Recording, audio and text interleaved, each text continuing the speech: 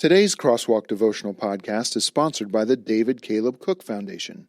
If our podcast has been a blessing in your life, would you consider helping us get Bibles to children in Muslim countries? Go to davidcalebcook.org/crosswalk to donate. Your gift will help send God's Word to children around the world. Hey everyone, thanks for joining us for the Crosswalk Devotional Podcast. Over the years, our editorial team at crosswalk.com has written these devotionals, observing truths we see at the intersection of faith and life. We're thrilled to offer them to you now in podcast form. To get all of these episodes straight to your phone each week, just subscribe on iTunes or wherever you get podcasts. To find more devotional content like this, just visit us at crosswalk.com.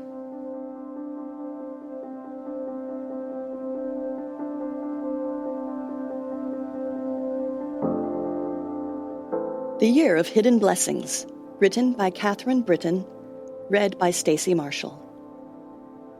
For he wounds, but he also binds up. He injures, but his hands also heal. Job 5:18.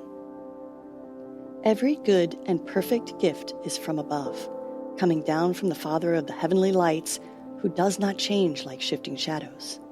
James 1:17. I'm evaluating all that happened last year.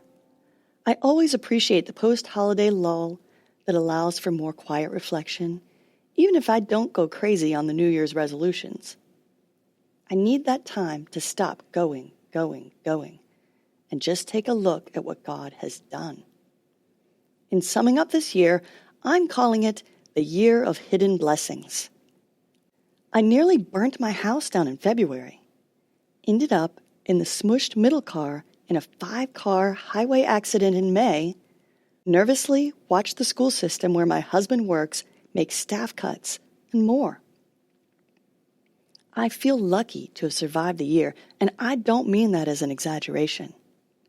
Mentally, I know that I'm dependent on God's sustaining grace every year. This year, though, I practically had my nose rubbed in the fact. All the close calls made me face what could have happened and respond with thankfulness that it didn't. But the crazy thing is, the Lord didn't just deliver me through all these instances unscathed. He used my own stupidity to bring about good things. In other words, I experienced a whole lot of divine grace this year.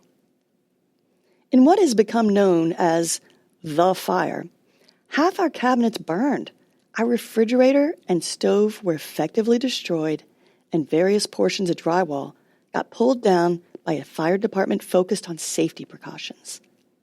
But in the aftermath of the fire, we found out insurance would pay for much of the remodel. So we went to work installing a much more functional and beautiful kitchen. For me, this was a lesson in how God rescues his people. I'm a results-oriented person, so I often struggle with being good enough for God, with earning favor by being a good little Christian. But Christ provides us with the gift of life despite our best efforts to fumble it. As I looked around my soot-stained kitchen, knowing that my actions had caused the destruction, and that someone else would finance the essential repairs, believe me, that's humbling. I could go on about the other life scenarios we lived through this year, but you get the idea. In any case, each circumstance began with heartache and a "what do we do now" cry. Each ended with God making his provision known in funny little ways. Sometimes the situation was made better materially, sometimes relationally, sometimes spiritually. Now I look back on each of those minor catastrophes and see that God was at work. He truly does work for the good of those who love him. Intersecting faith and life.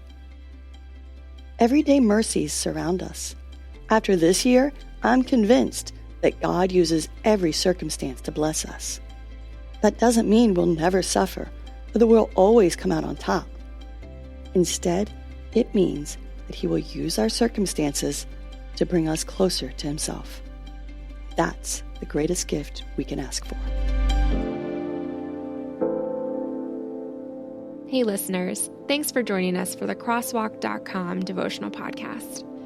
To get all of our episodes straight to your phone during the week, subscribe to this podcast on iTunes or wherever you listen to podcasts. To find more devotional content like this, head over to Crosswalk.com.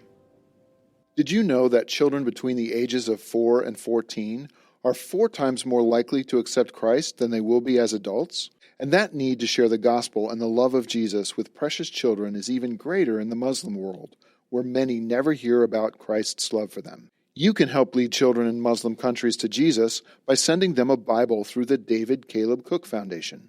Your gift will send a colorful comic-style action Bible that connects with kids so they can know the hope of Jesus.